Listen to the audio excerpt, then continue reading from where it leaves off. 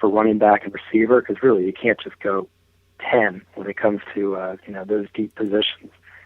And then I line myself up with ESPN, CBS Sports, and Yahoo, and I see, all right, who's got the more accurate predictions?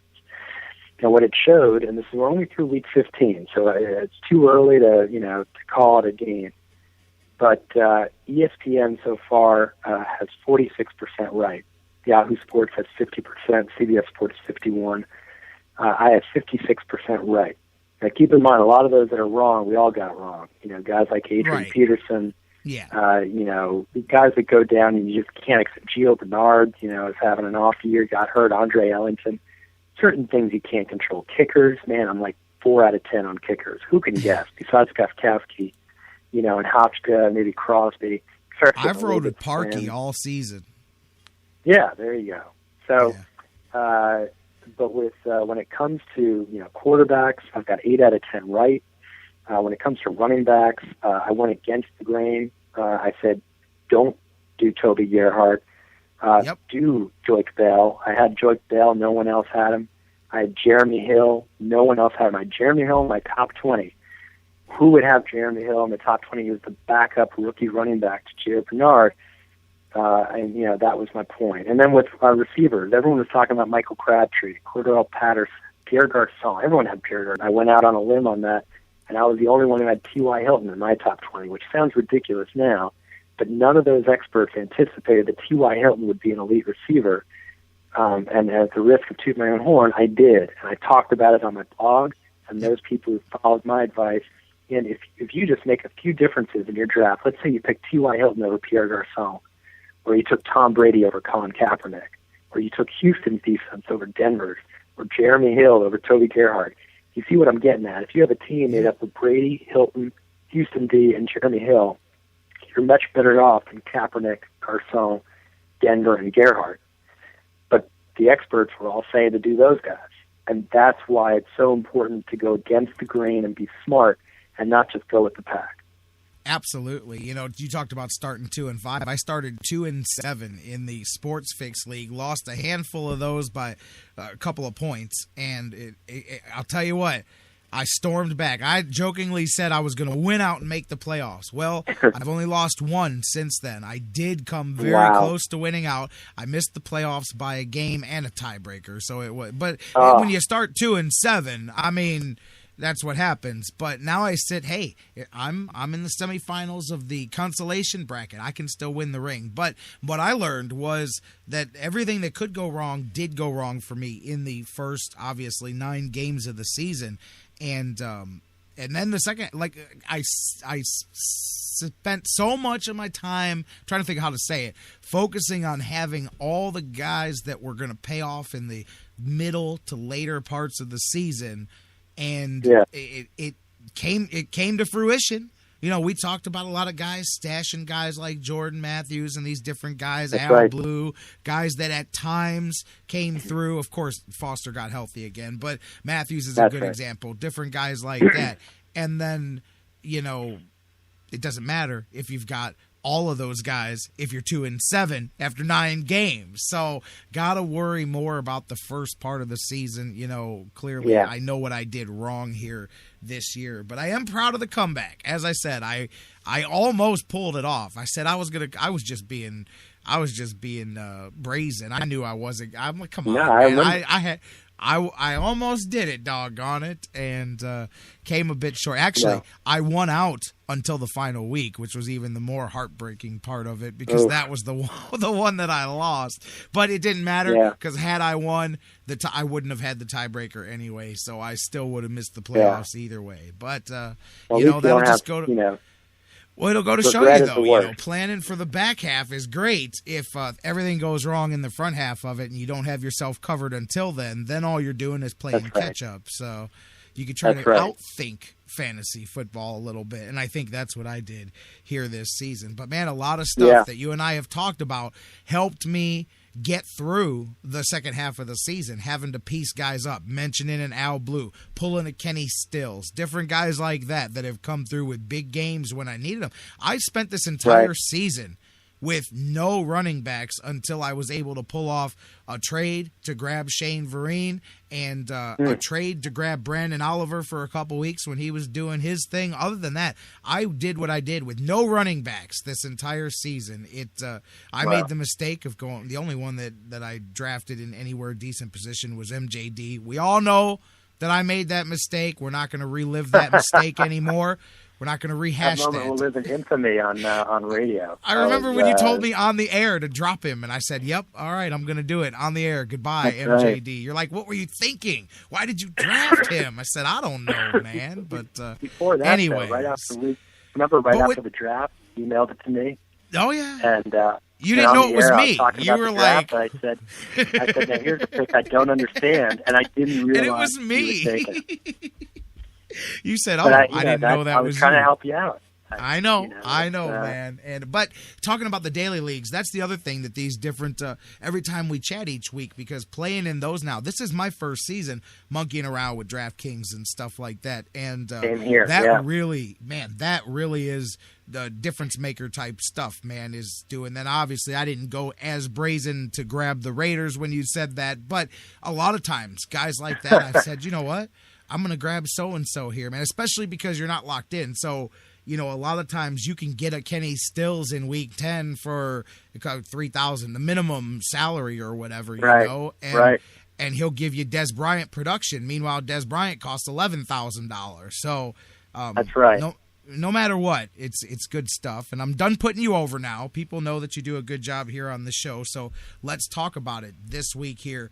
Whether you're in your semis, whether you're in your finals, man, there's always something that you can do. What should guys, especially if they've been streaming defenses here coming down the stretch, man, which, wow, more power to you if you did that all the way to a championship. But what are some defenses? Let's start there. These are tricky weeks because some teams aren't showing up to play. Some teams don't care. Some teams mail it in. Some teams are fighting for playoff spots. You've really got to not just look at the stats, but look at each team's situation in these individual weeks. That's right. Who's the quarterback of the opposing team? Right. Are there any nagging injuries? If you're a cornerback, do you have a lockdown cornerback who's going to be able to neutralize the biggest threat on the other team? How's your defensive line shaping up now that you're 15 weeks through the season? Are they still together? If you're not paying attention to your defensive line, if you've got a defense and they're down a couple guys that week or convert, that makes a huge impact. I mean, I'm up huge. I tweeted that they would win 45-10. They won number one. Take these guys in your daily league. Take these guys in your championship. The Patriots were, I think, a top 5 defense, top 6 defense last week, but they destroyed the Dolphins as expected. They had and I think Chandler Jones came back. You look at the Rams a few years ago, right at the first of 2 shutouts that they had. I told everyone to take the Rams because they had 3 key guys coming back who had been hurt for most of the year. And it's going to make a huge impact on that team to have 3 starters in for 3 backups. So you want to pay attention to that stuff. The Patriots are still a terrific defense this week. I don't think they're available in most leagues, but I think they're a great play against the Jets. They know that if they win, they've pretty much locked up. I don't know if they actually have, but they've pretty much locked up the number 1 seed in the AFC. Certain things break their way. I think the Niners could be a very interesting defense. I picked them not to be a top 10 defense this year. That was one of my 10 bold predictions. So far, they're not a top 10. But I got to tell you, if Phillip Rivers plays hurt, Ryan Matthews doesn't go, and Keenan Allen is out, you're looking at a Chargers team that is not the same team. I think the Niners can control that, and they're overlooked in a lot of leagues. I think the Dolphins snap back after 2 really bad weeks, really 3 really bad weeks for them. So those are the 3 that I would ultimately focus on the most, that are probably available in most leagues. And so people can get away with picking them up and getting a pretty good spot start out of it.